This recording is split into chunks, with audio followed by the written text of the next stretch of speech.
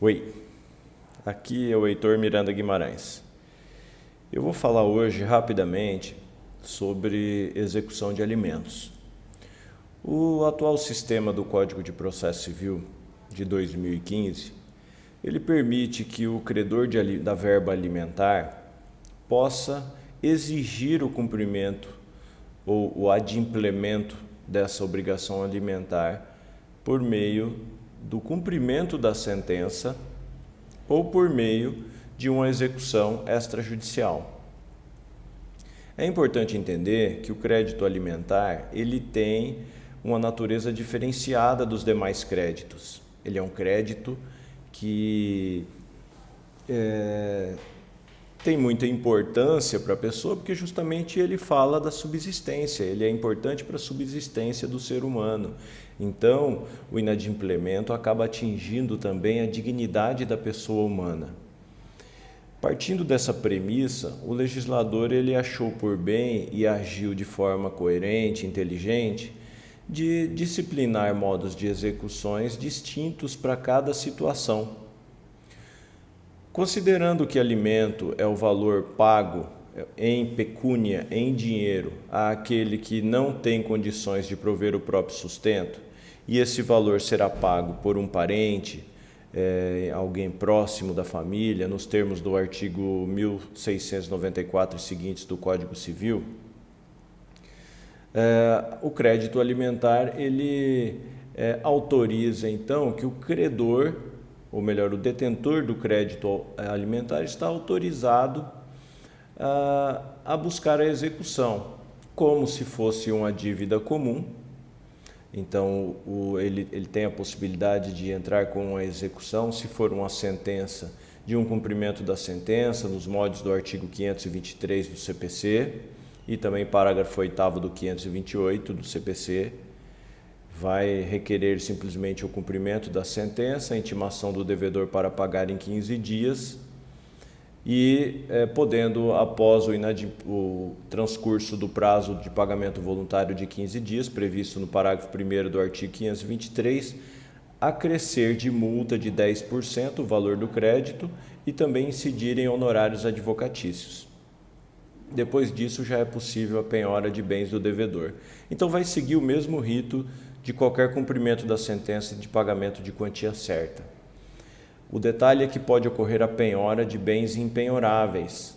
Então, por se tratar de um crédito que tem um tratamento diferenciado pelo legislador, esse crédito permite, então, que haja a penhora de bens impenhoráveis, como, por exemplo, a residência do devedor, como, por exemplo, parte do salário do devedor.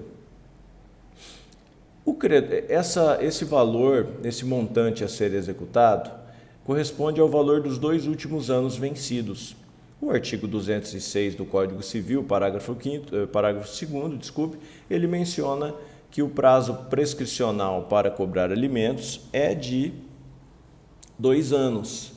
Então, o credor só pode cobrar os 2 últimos anos vencidos, a não ser que esse credor seja seja um menor de idade, e aí esse prazo prescricional ele começa a correr a partir da maioridade. Então, é possível considerarmos que uma pessoa cujo pai ou a mãe está inadimplente com a pensão alimentícia desde o nascimento, o credor pode, a partir da maioridade, executar os últimos 18 anos, sem problema nenhum. Então, essa é uma das modalidades de execução de alimentos, a modalidade da execução como dívida comum. Mas o credor também pode optar, veja, é uma opção, ele não é obrigado, ele pode acumular essas execuções separadamente, ou melhor, distribuí-las separadamente, ou ele pode simplesmente ajuizar apenas uma ou apenas outra. O credor também pode, com base no artigo 528 do Código de Processo Civil, requerer a execução da sentença objetivando a prisão civil do devedor. O artigo 528 permite, então, que o credor requeira a execução da sentença de alimentos ao juiz da família e o juiz despachará recebendo a inicial, mandando intimar ou citar, dependendo aí do caso, se ele já tiver participado de uma ação de conhecimento anterior, somente intimar. Para no prazo de 3 dias pagar o débito, justificar a impossibilidade de fazê-lo ou comprovar que pagou a obrigação. Prazo de 3 dias. Observem bem a diferença do rito do artigo 523 do CPC e cumulado com 528, parágrafo 8º. Lá na execução comum, o prazo é de 15 dias para pagamento. Aqui na execução especial, que visa prisão civil, o prazo é de 3 dias para pagamento, para justificativa ou para comprovação do pagamento. Então, são essas 3 reações que o devedor possui. Uma observação que eu faço, que é bastante pertinente, é a de que a alegação de desemprego não é motivo justo para a exoneração do dever de pagar os alimentos. Então, caso o credor efetivamente não tenha condições, não disponha de condições de arcar com o montante devido a título de alimentos, para evitar o inadimplemento e até mesmo a execução e, consequentemente, a perda de bens ou a prisão civil, é interessante que esse devedor, esse alimentante, ele promova uma ação revisional de alimentos, objetivando a modificação daquela obrigação. Então, se ele podia pagar 1.000 quando da estipulação dos alimentos e agora só pode pagar 300, que ele prove isso, reúna documentos suficientes, demonstre isso dentro da petição inicial de revisão de alimentos e distribua essa ação em apartados, separadamente, é uma ação autônoma. A pensão alimentícia, os alimentos serão pagos sempre baseando-se na necessidade do alimentando, que é o credor, e na possibilidade de pagamento do alimentante. Então tem que haver um equilíbrio, não basta um poder mais ou outro querer mais, que haverá uma modificação ou um valor excedente ou um valor diminuto. Então será necessário fazer uma ponderação para se alcançar o quantum do pagamento.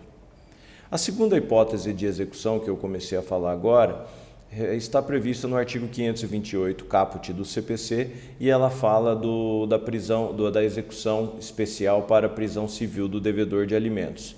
Então, o devedor de alimentos será intimado para pagar em 3 dias, não havendo pagamento, se tiver menor envolvido, o MP será ouvido. Não havendo menor envolvido, o juiz decidirá decretando a prisão do devedor pelo prazo de 60 dias. Lembrando que o Código, no artigo 528, ele fala do prazo de prisão de 1 a 3 meses, mas atualmente essa disposição não está sendo aplicada, tendo em vista que a Lei de Alimentos falava já do prazo de 60 dias de prisão. Então, não tendo sido revogada a lei especial, mantém-se a aplicação dessa pena de 60 dias e não de 3 meses, de até 3 meses. Lembrando que esse devedor, ao ser preso, ele não permanecerá numa mesma cela junto com outros presos de periculosidades diversas. Ele vai ser recolhido sim para o presídio, sim para o regime fechado, porém em uma cela reservada, com segurança, com a maior segurança, ou pelo menos reservada para esse tipo de situação. Não significa que ele vai ter um conforto ou algo diferenciado dos demais, recolhidos ali internos, mas pelo menos estará separado daqueles que tenham praticado crimes diversos previstos na lei penal.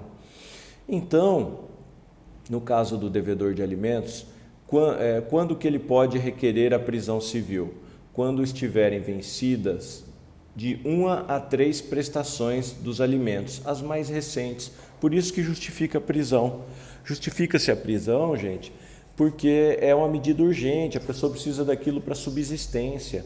Então ela vai procurar na justiça algo que traga um retorno rápido. Então ele está 1 mês, 2 meses sem receber, a partir de 1 mês já pode ingressar com o cumprimento da sentença pedindo a prisão civil do devedor, de 1 a 3 meses, e também as vincendas no curso do processo. O devedor, quando for preso ou quando ele for pagar o débito, tendo sido preso ou não, ele deverá pagar desde a primeira vencida até o momento do pagamento. Ah, mas e aí, Heitor, você falou agora há pouco que tem aquela execução de 2 anos? Sim, então eu posso entrar com aquela execução anterior como dívida comum para penhorar os bens do devedor, e aí eu deixo pego as 3 últimas ou a última parcela vencida e peço a prisão a partir daqui. Então, eu terei 2 execuções caminhando separadamente, petições iniciais diferentes, autos diferentes, até juízes diferentes talvez. Na execução, portanto, de alimentos que objetiva a prisão civil, esse seria o procedimento. Tá? Não cabe embargos, não cabe impugnação, a única forma de resistência é a apresentação da justificação à petição no prazo dos 3 dias. Bom, havendo a prisão, com o pagamento imediatamente suspende-se a ordem de prisão e libera-se o devedor. Agora, caso o devedor fique os 60 dias preso, ele não estará isento, exonerado dessa obrigação. Ele ficou preso 60 dias, por exemplo, pelo vencimento das últimas 12 vincendas no curso do processo, mais 3. Então, ele ficou preso para pagar 15 parcelas. Se ele não pagar, ele ficar os 60 dias preso, quando ele sai, o credor pode peticionar nesses autos e pedir a conversão dessas 15 vencidas, mais dos 60 dias que ele ficou preso, em execução comum. Aí ele vai ser intimado novamente para pagar o débito, agora no prazo de 15 dias, podendo impugnar, seguindo a partir daí o rito do artigo 523 do CPC. Então você vê que é bem dinâmico, dá para trabalhar legal com essas execuções, né? E aí segue para a penhora de bens do devedor. Então ele não fica exonerado. O fato de ter sido preso por uma dívida alimentar não o exonera, não o isenta do dever de pagamento. Muito pelo contrário, converte-se isso numa dívida comum, onde pode, repito, haver penhora de bens impenhoráveis, de valores impenhoráveis, o que seria impenhorável para outras execuções. Em ato contínuo, paralelo a isso, existe também a possibilidade de pedir a consignação dos descontos dos alimentos na folha de pagamento do devedor. Então eu posso dizer que é uma terceira forma de execução, mas é uma execução indireta, porque não tem constrangimento ao devedor. Isso pode ser requerido já na inicial da ação de conhecimento de alimentos, pode ser requerido na inicial de uma execução ou na outra da execução de alimentos, de uma dessas que eu acabei de falar. E aí, se o devedor, isso está previsto no artigo 529 do CPC, se o devedor ele for empregado seletista, estatutário, servidor público, federal, municipal, estadual, militar, não importa. Se ele tiver alguma vinculação dessa, então vai ser possível o juiz oficiar para o empregador determinando a consignação do desconto no olerite. Lembrando que esse desconto no olerite ele pode inclusive ultrapassar o valor da pensão. Ele pode ser até maior, porque é possível, além de descontar o valor da pensão e repassar diretamente para o credor alimentando, também é possível que o credor peça e o juiz mande fazer o desconto das parcelas vencidas, que elas também sejam pagas, compensando ali, também descontando isso do salário do devedor. Pode chegar até 50% do salário do devedor realmente. É bem pesado, mas como eu disse, a verba alimentar ela tem uma natureza diferenciada, ela merece um tratamento diferente, um tratamento especial, dada a intangibilidade da dignidade da pessoa humana e, no caso, a subsistência mínima, de uma pessoa que não tem condições de se manter.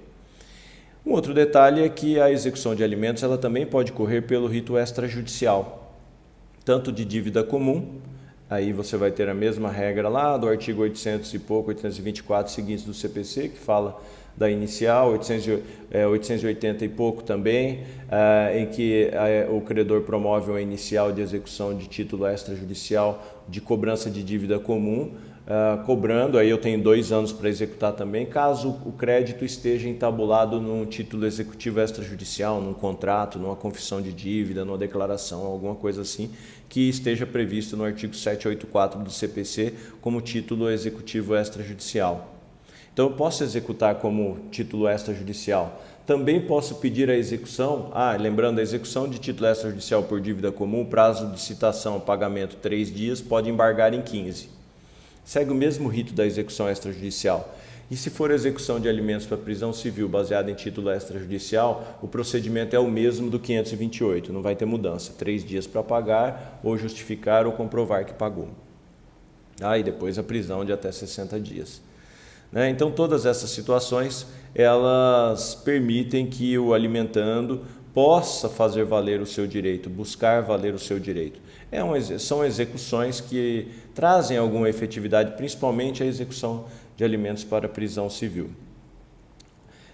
Lembrando que caso o credor não possa pagar ou queira exonerar-se da sua obrigação, ele deve promover uma ação de conhecimento autônoma. É possível isso, ainda que haja uma sentença judicial transitada em julgado. Isso é possível porque existe uma periodicidade da obrigação, ela se renova mensalmente. Então pode acontecer de ocorrer modificação na condição do credor ou na condição do devedor alimentante. E isso permite uma modificação, uma relativização de certa forma dessa coisa julgada. Então cabe a ação de exoneração, ação de revisão de alimentos para aumentar ou para diminuir, de qualquer das partes, mas somente do alimentando e do alimentante. Enfim, a execução de alimentos terá como competência o juiz da vara de alimentos.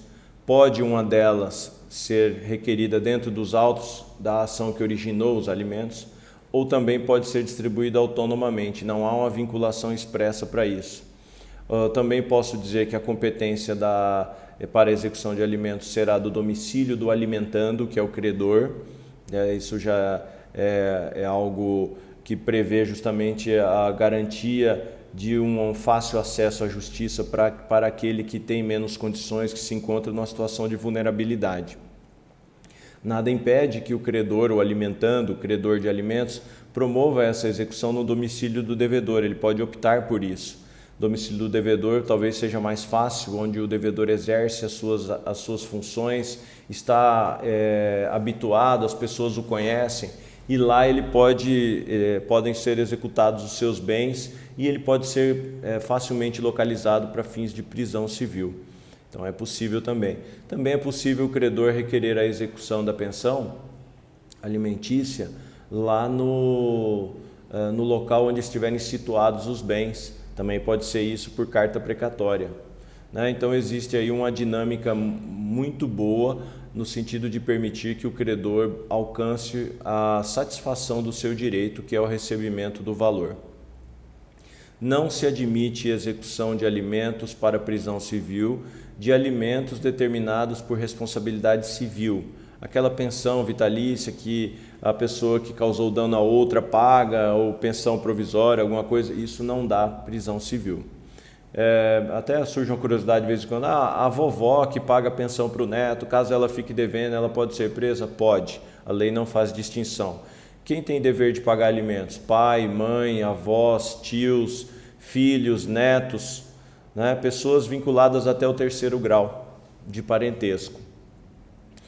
O que mais que eu posso dizer para vocês? Então, esse débito, atualmente, em razão da pandemia, nós estamos falando hoje ainda com os reflexos da pandemia de Covid-19, tem-se admitida a prisão domiciliar do devedor de alimentos. Entendo eu que essa prisão domiciliar deve ser em regime fechado, não é só para dormir, porque aí não teria nenhum sentido. Afinal, a pessoa vai para casa para dormir mesmo, então, é uma prisão domiciliar em regime fechado. Mas isso excepcionalmente em razão do Covid. Eu acredito e afirmo que não é salutar e não deve ser modificada esse regime da prisão, no caso dos alimentos, porque aí tornaria ineficiente essa forma de execução. Um outro detalhe que é importante falar é dos honorários advocatícios. Na execução por dívida comum, o juiz arbitrará 10% de honorários, como de costume. Na execução de alimentos para prisão civil não tem honorários, não foi colocado honorários. Eu particularmente acho que o legislador falhou nesse sentido, mas é uma opinião apenas, opinião acadêmica. De toda sorte, não se justifica, não há a imposição de honorários ao devedor na execução do rito do artigo 528 do CPC. Eu acho que era isso, né? Com base aí em que vários questionamentos surgiram a respeito disso nas últimas aulas que eu dei, então ficam aí esses esclarecimentos e nós poderemos comentar mais isso nos próximos encontros, tá bom? Bom, meu nome é Heitor Miranda Guimarães, agradeço a sua atenção, muito obrigado, espero que o meu vídeo tenha ajudado na compreensão do conteúdo. Nos vemos no próximo encontro. Tchau, tchau.